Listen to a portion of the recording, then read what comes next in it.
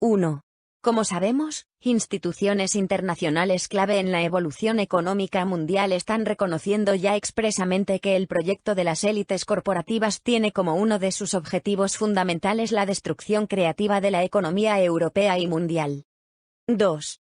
Recordemos que la destrucción creativa se basa teóricamente en impulsar el avance económico en base a la destrucción de equipamiento productivo que libera espacios de mercado para empresas, productos y servicios, que sustituyen a los anteriores y permite nuevos avances en el desarrollo económico.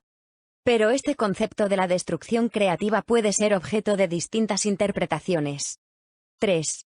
Por un lado, puede ser una descripción de lo que realmente sucede en la práctica en la economía de mercado cuando productos o servicios antiguos o empresas menos eficientes son sustituidos por productos o servicios mejores o más baratos o por empresas más eficientes. Con frecuencia, la desaparición de los primeros es lo que facilita que los segundos se extiendan lo antes posible. 4. La destrucción creativa puede también entenderse como un instrumento de la política económica, en la medida en que lo consideremos como una estrategia impulsada desde el ámbito público para acelerar el cambio en unos u otros sectores de actividad. 5. La confusión más habitual hace referencia a las motivaciones que laten detrás de los procesos de destrucción creativa. Las versiones optimistas de estos procesos los consideran motivados por la eficiencia y, por lo tanto, como un instrumento para la mejora y el avance económico. Sin embargo, la realidad es que las motivaciones de los procesos de destrucción creativa están tan condicionados o más por el poder como por la eficiencia.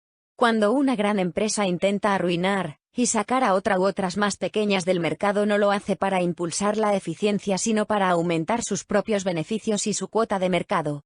Con frecuencia esto puede hacerlo por ser más eficiente, pero no siempre esto es así. 6. La importancia del factor poder es mucho más evidente cuando analizamos la destrucción creativa como un proceso premeditado de la política económica, como está planteándose en este momento dentro del nuevo modelo económico definido por el Gran Reinicio. El objetivo es claramente destruir una parte del tejido productivo para que otra parte del mismo se haga con su cuota de mercado. Pero ¿qué parte del mercado se pretende destruir, y qué parte impulsar no se decide normalmente en base a criterios de eficiencia sino en base a quién controla el poder político? 7. Con frecuencia se alude a las guerras mundiales como ejemplos de destrucción creativa que, gracias a la destrucción de la economía europea, permitieron el extraordinario auge posterior de la economía norteamericana, que arrastraría posteriormente al conjunto de Occidente. Si esto se produjo no fue porque la industria norteamericana fuera más eficiente, sino porque era la que influía sobre el poder político que decidió el conflicto. La Primera Guerra Mundial resolvió la pugna con una creciente economía alemana que amenazaba la hegemonía anglosajona. Y la Segunda Guerra Mundial permitió dar salida a la crisis de 1929 a través de una enorme destrucción de capacidad productiva.